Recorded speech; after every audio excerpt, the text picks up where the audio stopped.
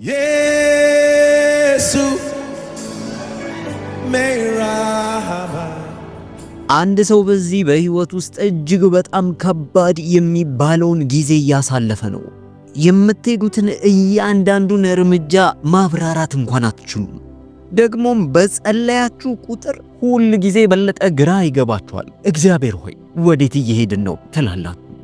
ምናልባት ዛሬ ሰዎች ሊስቁባችሁ ይችላል። ነገር ግን ነገ ፀሐይ፣ ጨረቃና 11 ከዋክብቶች ይሰግዳሉ። አሁን ላይ ያላችሁበትን ሁኔታ ላትወዱት ትችላላችሁ። ምናልባት ሰዎች እየጠሯችሁ አንተኮ ማትረባነ፣ አንቺኮ አትጠቅሚም ይሏችኋል። አንዳንዱ ደግሞ አንተኮ እግዚአብሔርን ታገለግላለህ፣ እግዚአብሔር ትላለህ፣ ነገር ግን ይኸው ከተመረክ 5 ዓመት ሆኗል፣ ለማንም አልጠቀምክም ይሉሃል። አንተኮ ሞኝ ነህ ብለው የተናገሩን ሰዎች ንግግር ወደ እግዚአብሔር ይዘህ ትሄዳለህ። እግዚአብሔር ግን አሁንም ዝም ብሏል። አንድ ነገር ልነግራችሁ ወዳለሁ። እግዚአብሔር ባላችሁበት ጉዳይና ባላችሁበት ሁኔታ ውስጥ ዝም ጸጥ ሲል በዛ ዝምታና ጸጥታ ውስጥ ምላሹን ማግኘት መቻል አለባችሁ። የእግዚአብሔር ዝምታ አንድ ነገር እየተናገረ ነው። እየሰማችሁኝ ነው አይደለ? በእምነት መራመድ ቻሉ። በሕይወታችሁ ላይ የሚሆነው ነገር በሙሉ መብራራት ይችላል ማለት አይደለም። አያችሁ፣ ዕውቀት አለን እኛ እናነቃቃለን ብለው የሚያወሩ ሰዎች ሕይወታችሁን እንዲቆጣጠሩ ካደረጋችሁ፣ አዎ በርግጥ ከግብፅ ያወጣችሁና ወደ አባታችሁ ይወስዷችኋል። ነገር ግን ያ ምስክርነት ሊመስል ይችላል። እነሱ ከግብፅ እስር ቤት አውጥተው ወደ አባታችሁ ስለወሰዷችሁ ግን ያ ትክክለኛ ምስክርነት አይደለም። ምክንያቱም ዙፋኑ አምልጧችኋል። በደንብ ላብራራላችሁ። አንድ ሰው ዮሴፍን መርዳት ቢፈልግ ምንም ቢያደርግ ፈርዖንን እንዲያገኘው ማድረግ የሚችል ይመስላችኋል? በፍጹም። እንዲያው አንድ ሰው ለዮሴፍ እጅግ በጣም አዝኖ ዮሴፍን መርዳት ቢፈልግ ከዛ እስር ቤት እንደምንም ብሎ ያስመልጠዋል። ወደ አባቱ ቤት ወደ ያዕቆብ ይወስደዋል። ያዕቆብም ሊያደርግለት የሚችለው ምስጋናን ማቅረብ ነው። አመሰግናለሁ ልጄን መልሰህልኛል ይለዋል። እስራኤል ግን ከዛ በኋላ ታሪክ አይኖራትም። እስራኤል ትሞታለች። ያዕቆብንም ሳናቀው ይሞታል። የእግዚአብሔር ቃል ኪዳን በያዕቆብ በኩል አይሰራም። እጅግ በጣም ከልባቸው የሚወዳችሁን ሰዎች ልትጠነቀቁ ይገባል። ምክንያቱም እግዚአብሔር ካዘጋጀላችሁ መዳረሻ ሊያጓትታችሁ ወይም ሊያስቀሯችሁ ይችላል። አንዳንድ ሰዎች እጅግ በጣም እናንተን ስለሚወዳችሁ የምትሄዱበትን መንገድ ይመለከቱና ኦይ ቆም ብለህ አስብ፣ ይህ ሁሉ የምታረገው ነገር ያዋጣል ብለው ይጠይቋቸዋል። ነገሩ የሚጠይቋችሁ ከክፋት አይደለም፣ እናንተን እጅግ በጣም ስለሚወዱ እንጂ። ወደ ኋላ እንድትመለሱ መንገድን ያመቻችሏችኋል። ምናልባትም እግዚአብሔር ካዘጋጀላችሁ ልትገናኙ አንድ እርምጃ ብቻ ቀርቷችኋል። አያችሁ፣ አንዳንድ ጊዜ ዲያብሎስ ጥሩ የሆነ ወይም አዎንታዊ ነገሮችን ወደ ሕይወታችሁ ያመጣል። ጥሩ ነገር ይመስላል፣ ነገር ግን እናንተን እንዲያጠፋ የሚላክ ነገር ነው። አንዳንድ ጊዜ ዲያብሎስ የሰዎችን ደግነትና ርህራሄ ተጠቅሞ ለናንተ መሳሪያ፣ የሚገላችሁ መሳሪያ አድርጎ ይጠቀመዋል። እስቲ የኢየሱስን ደቀ መዝሙር ጴጥሮስን ተመልከቱት። አያችሁ፣ ዲያብሎስ የጴጥሮስን ርህራሄና ደግነት ተጠቅሞ ኢየሱስን ከመስቀሉ ሥራ ሊያስቀረው ነበር። ለዛ ነው ኢየሱስ ተቆጥቶት አይሆንም አንተ ሰይጣን ከፊቴ ዞር በል ያለው። እንዲያው በመንፈስ የምትመሩ ሰዎች ካልሆናችሁ በኢየሱስ እጅግ በጣም ታዝናላችሁ፣ ልባችሁ ይወርዳል። ኢየሱስ ምን አይነት ሰው ብትሆን ነው እንደዚህ የምትቆጣኝ? ላንተውዬ ነው ብላችሁ ታስባላችሁ። አያችሁ፣ የኢየሱስ ምላሽ ግን ደግነት አይመስልም ነበር።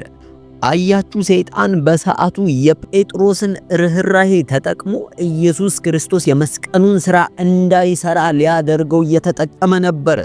ስሙ፣ ማለፍ የሚገባችሁ ነገር በሙሉ ሳታመነቱ እለፉት። ምናልባትም ነገሩ መልካም መስሎ ላይታየን ይችላል። ነገር ግን በእግዚአብሔር ፊት ሞገስ ካለን ሁሉ ነገር በቂ ነው። አያችሁ፣ የእግዚአብሔር ሞገስ ሁሉ ጊዜ መልካም ወይም ደግሞ የሚያስቅ የሚያዝናና አይደለም። አንዳንድ መንገዶች አሉ እጅግ በጣም የሚያቆስሉን፣ የሚጎዱን፣ የሚያስለቅሱን መንገዶች አሉ። ነገር ግን ያንን መንገድ መሄዳችን ከዛ በኋላ ሕይወታችንን አቅጣጫ ሙሉ በሙሉ ይቀይረዋል። በዛ በተመረጠልን መንገድ ከሄድን በኋላ ማንም ሰው ዙፋናችንን ሊቀማን አይችልም። በዚህ መንገድ ላይ የሚያጋጥሙን ህመሞች የሚመዘገቡ ናቸው። በምድራችን ላይ አሁንም ቢሆን አንዳንድ ሰዎች አሉ። እነዚህ ሰዎች አሁንም ባለጠጋ እያረጋቸው ያለው ነገር ያሳለፉት ታሪክ ነው። እነዚህ ሰዎች ምንም አዲስ መገለጥ የላቸውም። ነገር ግን ዓለምን ይዞራሉ። ያሳለፉትን ታሪክ ለብዙ ሺህ ሰዎች ይናገራሉ። ምናልባት እነዚህን ታሪኮች ደጋግማችሁ ሰምታችሁ ሊሆን ይችላል። ምናልባትም ደግሞ ይሄ ታሪክ አይሰለችም እንዴ ብላችሁ ልትጠይቁ ትችላላችሁ። ነገር ግን እስኪ ልጠይቃችሁ፣ ማን ነው ልክ እንደዚህ አይነት ሰውዬ ሌላ ታሪክ ያለው ሰው? እግዚአብሔር በእናንተ ላይ ሞገስን ሲያስቀምጥ ልታውቁ ይገባል። ምክንያቱም የእግዚአብሔር ሞገስ አንዳንድ ጊዜ የሚታይ አይደለም። አያችሁ፣ መልአኩ ወደ ማርያም መጥቶ ሞገስን አግኝተሻል ብሎ ሲናገራት ከዛች ቅጽበት ጀምሮ የተከተላት ችግር ነበር።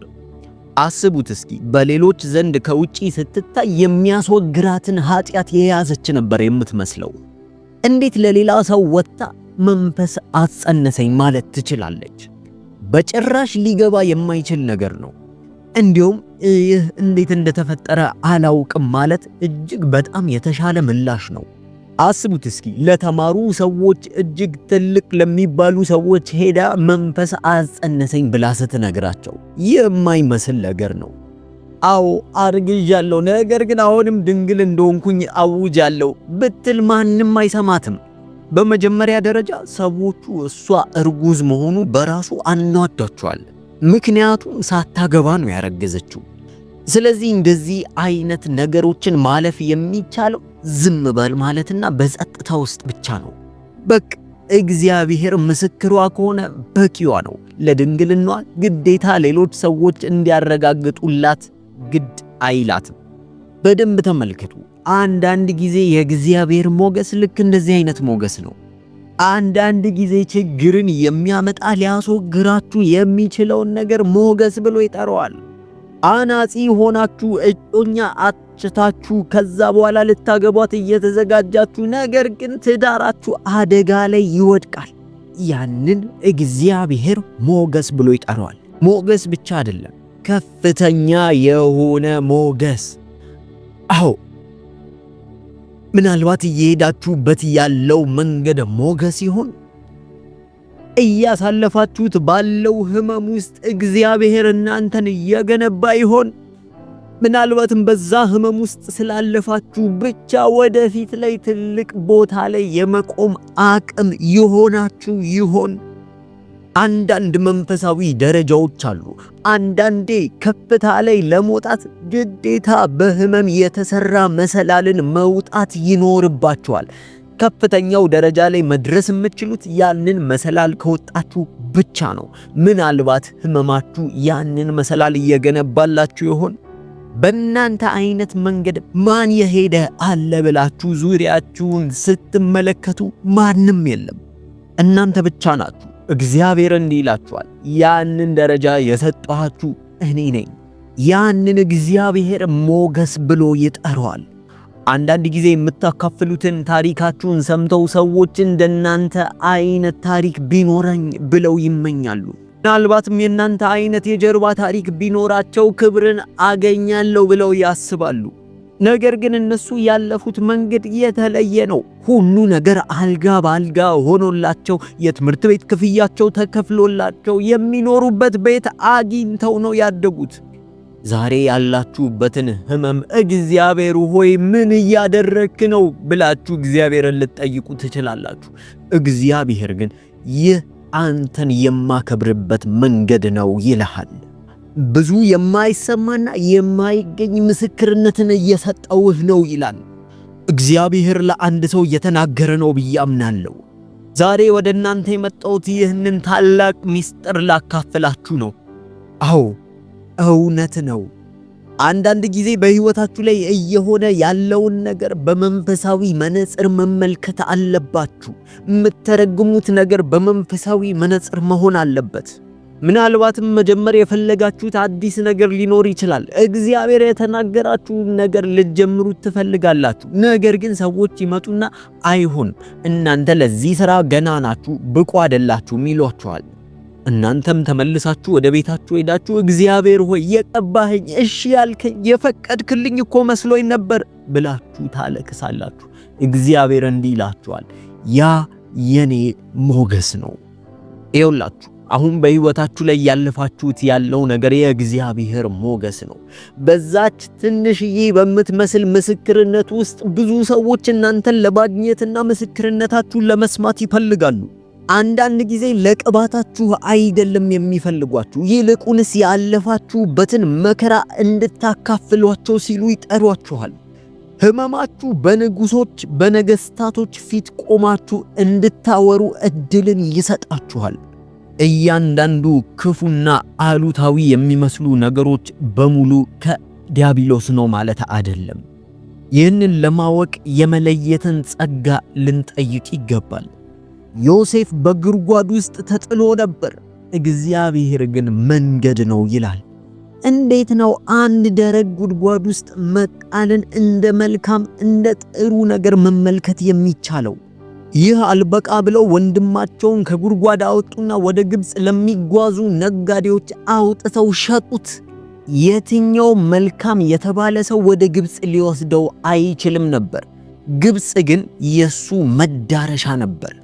አያችሁ፣ በጊዜው ዮሴፍ ያልፍበት የነበረው ሕመምና ቁስል ብዙ ትውልድንና ነገዶችን እንደሚያስመልጥበት አልተረዳም ነበር። መሲሁ ራሱ በእንደዚሁ አይነት ሕመም ውስጥ አልፏል። ከዚህ በኋላ ዮሴፍ በግብጽ ደረሰ። ነገሮች መልካም መስለው ታዩት። ነገሮች አካሄዳቸው እጅግ በጣም ጥሩ ነበር። ከዚህ በኋላ ነው አንድ ሴት ለሱ ችግሮችን ለመፍጠር ወደሱ መጣች።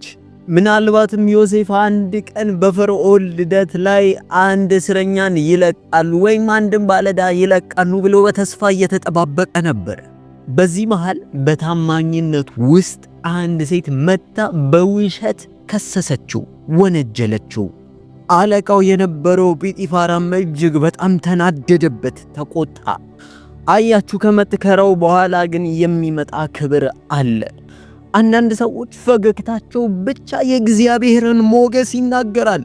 በመከራ ውስጥ የእግዚአብሔር እጅ ከናንተ ጋር ነው። አያችሁ፣ ያ የሚረብሽ ህልምና የሚያስፈራ ህልም ነበር ፈርዖን ፊት ዮሴፍ እንዲቀርብ ያደረገው። ምናልባት ህልሞቹ ደስታን የሚያመጡ ወይም ደስታን የሚያመለክቱ ቢሆን ኖሮ ዮሴፍ መቼም ፈርዖን ጋር አይገባም ነበር። ፈርዖን ያንን አስጨናቂ ህልም ስላየ ግን ዮሴፍን አስጠራው። አያችሁ፣ በዮሴፍ ህመም ውስጥ ፈርዖን አገልግሎትን አገኘ። አያችሁ፣ ዮሴፍ ብዙ ወንድሞች ታላላቆችም ነበሩት። ከሱ ይልቅ ታላላቆቹ ለተሻለ ክብር ታጭተው ነበር። ነገር ግን እግዚአብሔር የመለጠው ታናሹን ዮሴፍን ነበር። ዮሴፍንም በመከራ መንገድ ይዞት ሄደ። አያችሁ፣ አንዳንድ ጊዜ የመከራ መንገዳችሁ ይጠቅማችኋል። ምክንያቱም ዲያብሎስ እንኳን አለቀላቸው ብሎ ነው የሚያስበው። አያችሁ፣ ይህ አካሄድ የእግዚአብሔር ድብቅ የሆነ ጥበቡን ያሳያል። እግዚአብሔር ሸሽጎ ያከብራችኋል። ልክ ለሙሴ እንዳደረገው ለእናንተም ያደርግላችኋል። አያችሁ፣ ልክ በግብጽ ውስጥ ሰው መገደል ሲጀምር ሙሴን በአንድ ቅርጫት ውስጥ አድርገው በወንዝ አሻገሩት። አያችሁ፣ ቢታወቅና ቢታይ ኖሮ ግን ዲያብሎስ ያ ሕፃን ልጅ እንደሚሞት እርግጠኛ ይሆን ነበር። ሕፃን ልጁን ይገለዋል። አያችሁ፣ የእግዚአብሔር ጥበብ መግነጢሳዊ ነው። ለዛ ነው የእግዚአብሔር ቃል በአንደኛ ቆሮንቶስ ምዕራፍ 2 ቁጥር 7 ላይ እንዲህ ይላል፣ ነገር ግን እግዚአብሔር አስቀድሞ ከዘመናት በፊት ለክብራችን የወሰነውን ተሰውሮም የነበረውን የእግዚአብሔርን ጥበብ በሚስጥር እንናገራለን ይላል። አያችሁ፣ ያ ሚስጥራዊ የሆነ የእግዚአብሔር ጥበብ ወደ እናንተ ሕይወት ሲመጣ እናንተ ራሱ ምን እየሆነ እንደሆነ ማብራራት አትችሉም። ለዛ ነው እኛ ክርስቲያኖች በእምነት መመላለስ ያለብን። በሕይወታችሁ ላይ ያለው ነገር በሙሉ የሚብራራና የሚታወቅ ከሆነ ይሄ እግዚአብሔር ከናንተ ጋር እንዳልሆነ ምልክት ነው። እንዲሁም እውነቱን ልንገራችሁ፣ ሰዎች መጥተው ምንድነው በህይወትህ እየሆነ ያለው ብለው ግራ ካልተጋቡ፣ እናንተም ደግሞ የሚሆነው ነገር ግራ ካልገባችሁ የእግዚአብሔር ሚስጥራዊ ጥበብ አይደለም። እናንተ ልክ እንደዚህ አይነት ጥያቄ ስትጠየቁ እኔ የማቀው እግዚአብሔርን መውደዴን ነው ማለት አለባችሁ።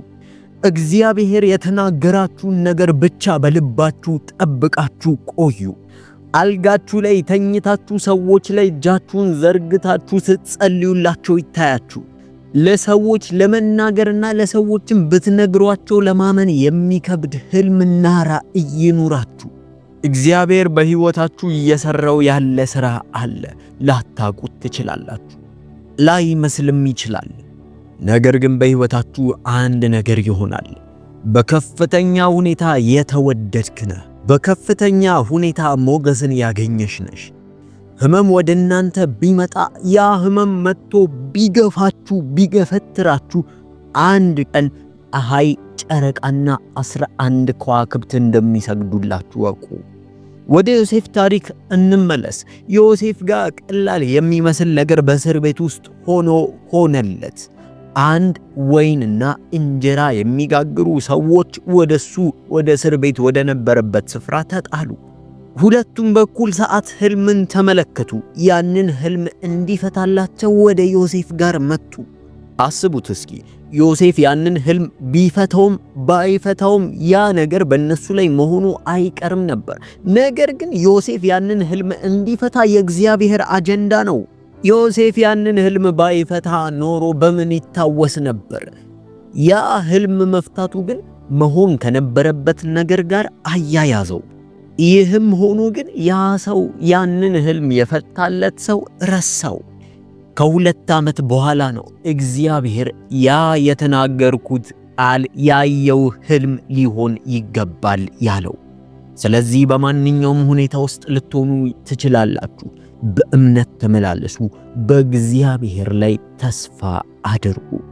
አሁን የተናገርኩትን የበለጠ መረዳት ከፈለጋችሁ ዘፍጥረት ምዕራፍ 37 ከቁጥር 50 ጀምሮ አንብቡት። የዮሴፍ ታሪክ ነው። ተባረኩ።